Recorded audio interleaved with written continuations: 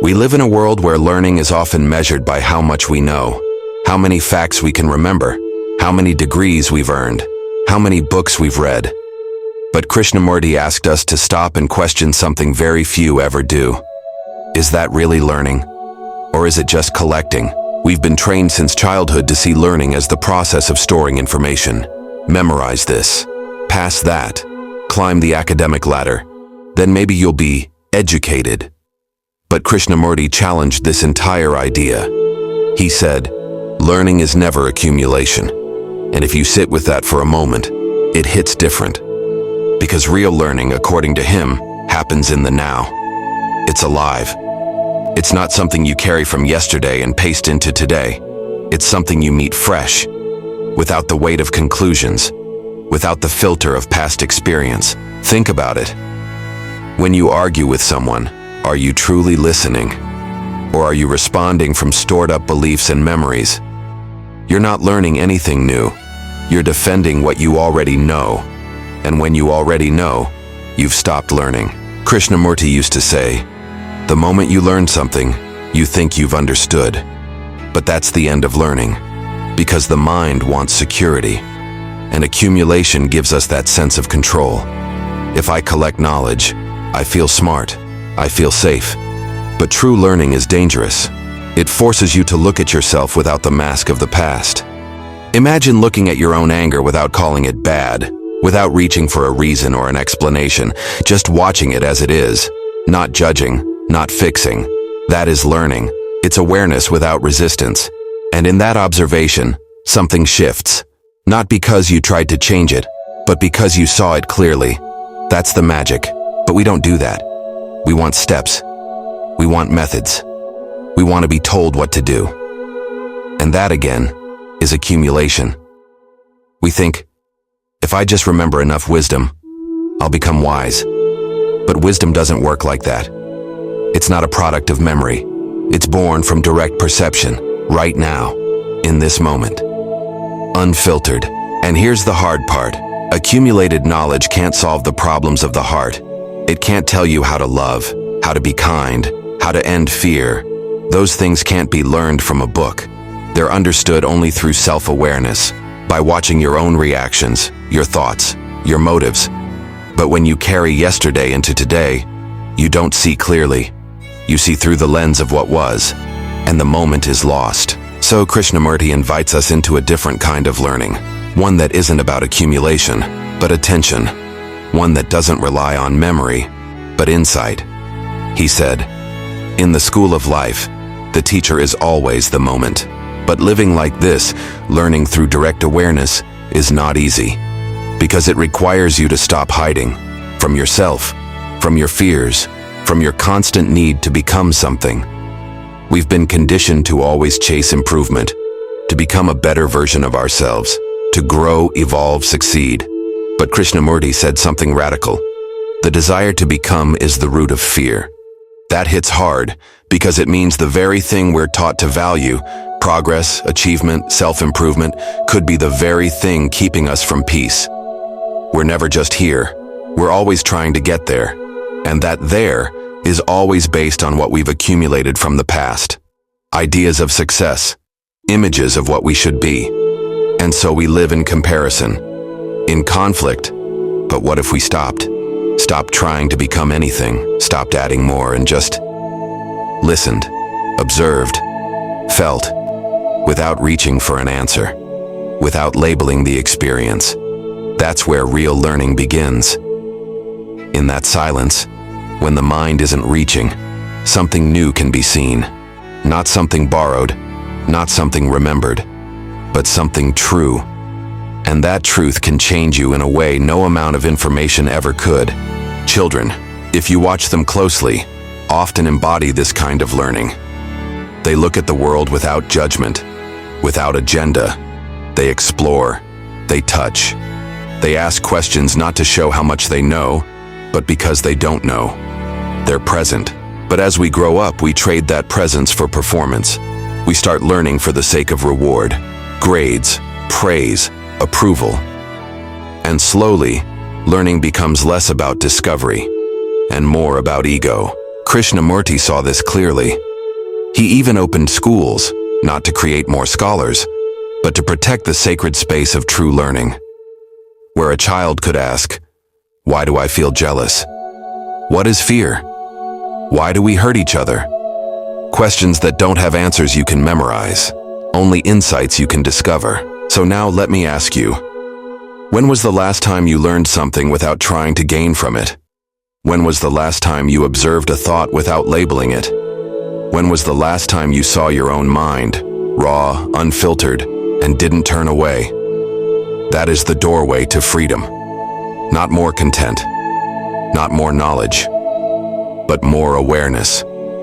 In the end, Krishnamurti wasn't against knowledge. He wasn't against books or schools or study, but he warned us not to confuse knowing with understanding, not to confuse information with intelligence, because intelligence, as he said, is born when the mind is quiet, alert, and free from the burden of the known.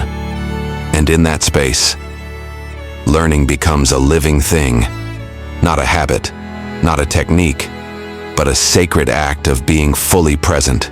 Have you ever noticed how fast the mind jumps from one thought to another? You sit quietly, and suddenly, a memory pops up, then a worry, then a to-do list, then a random song lyric. It's like a constant slideshow of old material. That's accumulation in action. And Krishnamurti pointed out something most of us never question. We mistake that movement of thought for intelligence.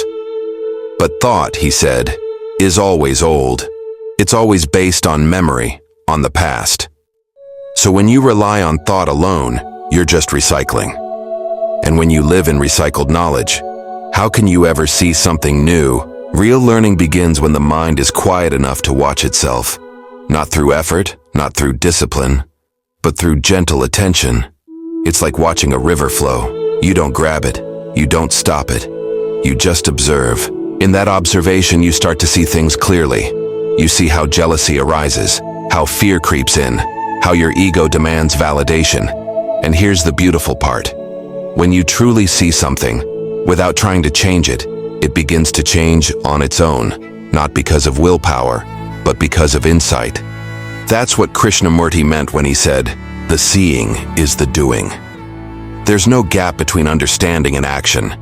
When you clearly see that touching a hot stove burns you, you don't need effort to avoid it. You just don't touch it. The same goes for anger, for greed, for fear. But that kind of clarity can't happen if you're constantly trying to fix yourself. That too, he said, is a form of accumulation.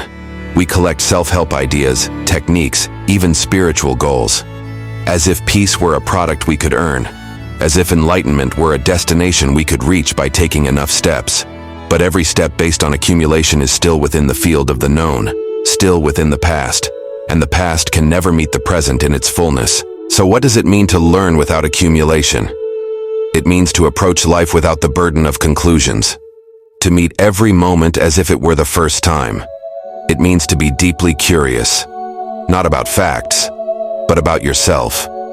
To watch your mind like a mirror, not to control it, not to judge it, but to understand its movement. Krishnamurti said, "To understand yourself is the beginning of wisdom." And that understanding doesn't come through collecting more ideas. It comes through watching your inner world, noticing your attachments, your fears, your expectations, and most importantly, seeing how those things shape the way you experience others. Because let's be honest, most of the time we're not responding to what's in front of us. We're reacting to past pain, past memories, past conditioning. We meet people not as they are, but through the lens of who they remind us of, what they represent, or how they fit into our personal narrative. But if you're aware of that, if you can catch yourself in the act of projecting, then that's learning. That's intelligence in motion. It's not about fixing yourself. It's about seeing clearly. And when you see clearly, the mind becomes quiet, not because you forced it to be, but because it has nothing more to chase, nothing to defend, nothing to prove. That's the space where real transformation happens, not from effort, not from will, but from insight. So maybe the question isn't how much have you learned, but how are you learning? Are you simply storing up more words, more theories, more secondhand knowledge? Or are you actually seeing life as it is, without filters? Because the world doesn't need more people who know. It needs people who see clearly, without judgment, without conditioning, without the noise of what they've been told. Krishnamurti wasn't trying to give us answers. He wasn't building a new belief system. He was showing us how to look at the world, at our relationships, at our own minds, without distortion. He believed that when we learn this way, with deep attention, with silence, with openness, we stop being victims of our past. We stop reacting blindly. We stop carrying the old into every new moment. And maybe that's what true freedom feels like. Not the freedom to do whatever we want, but the freedom from the weight of everything we've been told we are. Scene. Final shot. The candle from earlier now burns low. The room is quiet. A single breath is heard. You don't need to remember all this. You don't need to take notes or try to apply anything. Just watch yourself. Not with effort, not with control, just with interest, with kindness. And the next time you feel anger or fear or the urge to prove yourself, pause. Not to suppress it, not to run from it, but to look, really look, with fresh eyes. That's learning. That's where change begins. And you don't need to become anyone else to do it. You just need to be fully present with what is. As Krishnamurti said, the ability to observe without evaluating is the highest form of intelligence. And that kind of intelligence isn't something you find in a book. It's something you awaken in yourself, right here, right now.